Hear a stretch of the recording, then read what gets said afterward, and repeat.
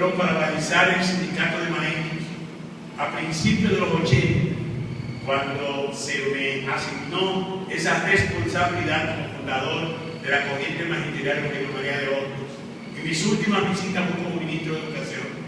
Visité las escuelas de San Juan y de Las Piñas y vine a compartir con los maestros y maestras, algunos de los cuales están aquí presentes, la nueva de una propuesta de reforma educativa que espero pueda ser aquilatada a partir de las nuevas políticas que ha estado implementando el gobierno del compañero Danilo Medina, tan sanjuanero como todos ustedes.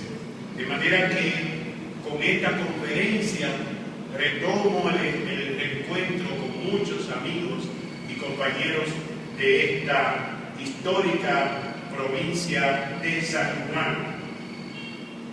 Anoche tuve la oportunidad de compartir en la provincia de Monseñor Noel, en Bonao específicamente, y siento el privilegio de ser el único de los 33 miembros del Comité Político y Comité Central que están dictando la conferencia en haberla dado en 2 lugares. Me correspondía Bonao, de ahí lo hice anoche, en el Salón de la Gobernación, repleto, a un cuarto más pequeño que este auditorio, y participaron la dirigencia histórica del partido en Bonao, encabezado por el senador de allí. El compañero Danilo Díaz estaba supuesto a venir a San Juan, pero tuvo que hacer un viaje fuera del país y me confió que entendía que yo podía hacer la sustitución y que él pudiera quedar bien entre todos ustedes. Les pido que excusen al compañero Danilo Díaz, un compañero fraterno de toda la vida, y él me escogió a mí porque sabía que yo había preparado la conferencia para Bonao, y así es. De manera que ya tengo la experiencia de anoche y quiero compartirla con ustedes en la tarde de hoy. Yo quiero comenzar por decir que el nombre que le puse, que nos han dejado la libertad de que cada visitante le pusiera el nombre que he puesto a la conferencia, se denomina la epopeya restauradora. Y como epopeya restauradora, las lecciones históricas que nos deja esa gesta que se inició en el año 1863 y que ha servido como un patrón histórico, y que le adelanto, porque todos tuvimos la oportunidad, menos los que fuimos fundadores del PLD, y tuvimos también la posibilidad de aprender en nuestro círculo de estudios, y aquellos proyectos escritos por el maestro sobre la guerra de la restauración fueron para nosotros una enseñanza inigualable. Visto ahora, a tantos años de aquellos aprendizajes en los círculos de estudio, y quizás con mucho mayor material y conocimiento del Estado, nos permite nosotros aquilatar cuán grande fue Juan Bosch al escribir la guerra de la restauración y al asumir como interlocutor la posición de cronista de aquellos hechos. Nadie como Juan Bosch ha analizado esa gesta restauradora. Por eso quiero compartir con ustedes algunas de sus valoraciones sobre la restauración, porque son verdaderas frases lapidarias.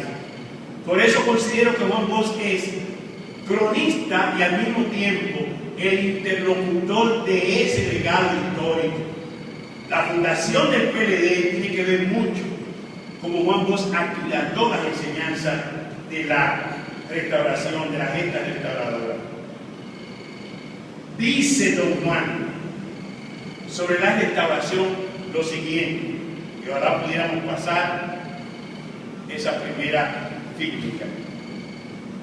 La guerra de la restauración es la página más notable de la historia dominicana y también la más ignorada, no ya desde el punto de vista subjetivo, sino desde el punto de vista objetivo.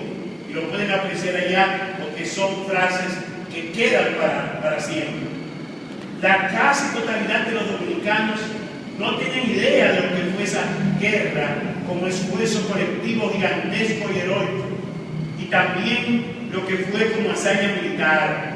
Y quien lo sabe, como le sucede al autor de estas líneas, está en el deber de hacer todo lo posible para que el mayor número de personas hagan conciencia de la grandeza de ese episodio de la vida nacional. Por eso para nosotros es importantísimo que estas conferencias vengan a representar ese reencuentro con nuestros principios, con los principios que le dieron orígenes al Partido de Liberación Dominicana. Y don Juan, con esa maestría y esa agudeza con que trata los temas históricos, cita a Bonó, Pedro Francisco Bonó, el primer sociólogo dominicano, uno de las mentes mejor amuebladas de la gesta restauradora.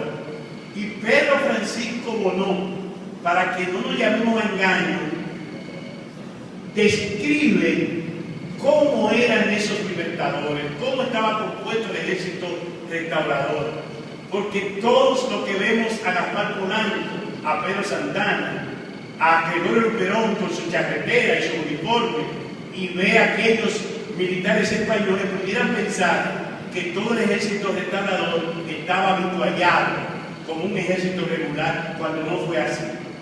Bonó nos dice: no había casi nadie vestido, harapos eran los vestidos, el tambor, que es una denominación de uno de los militares del ejército en armas, comandancia, estaba con una camisa de mujer por toda vestimenta.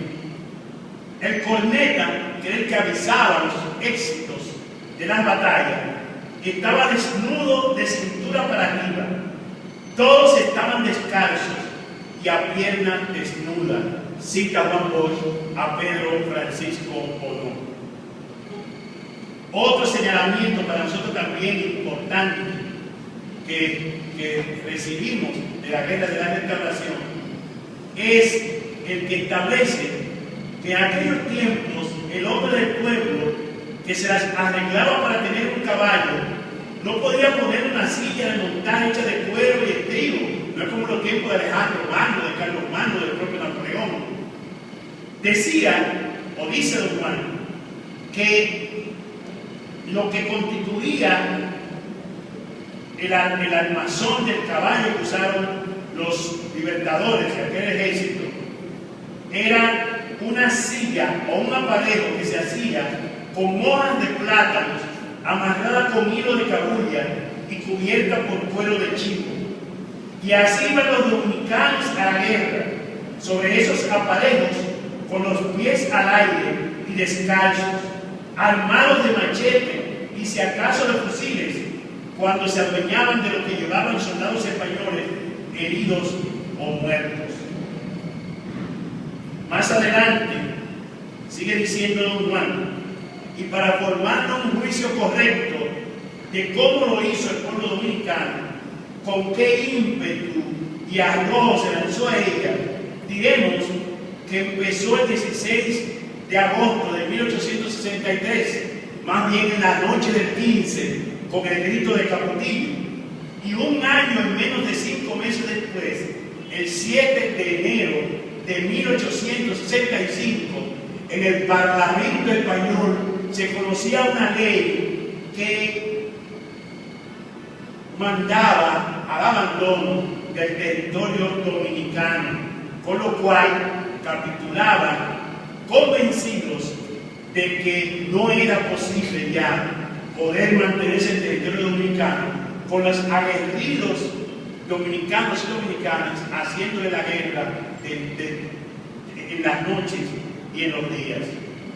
Señala finalmente sobre el episodio nuestro maestro que en la vida de los hombres de acción, y está hablando de que solo 14 hombres, de los cuales varios habían estado ya presos por las divergencias que se daban entre vallecistas y santanistas para esa época. 14 hombres fueron a Capotillo. Y dice don Juan que la vida de los hombres de acción, sean guerreros, libertadores, sean políticos, sean agricultores, sean industriales, una derrota no significa sino eso, una derrota. Pero el año tiene 365 días y a la derrota de hoy pueden seguir 364 victorias.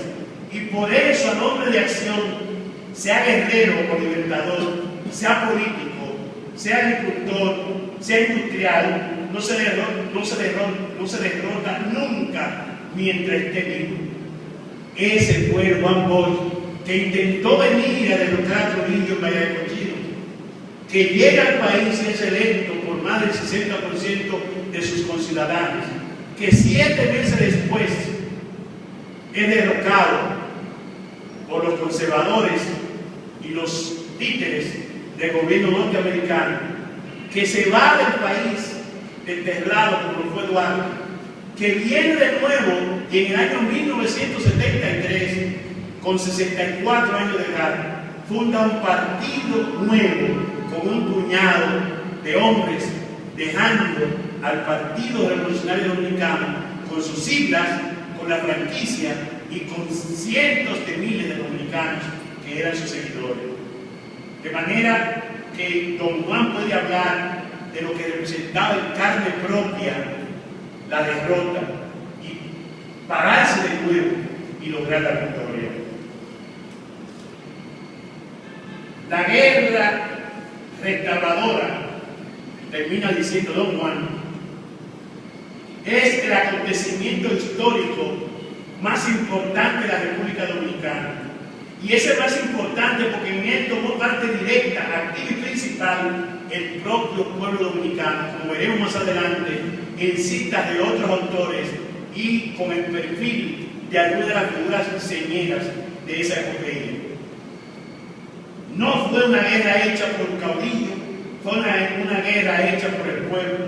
Por eso también señaló don Juan que la epopeya restauradora fue al tiempo que una guerra patriótica, una guerra social.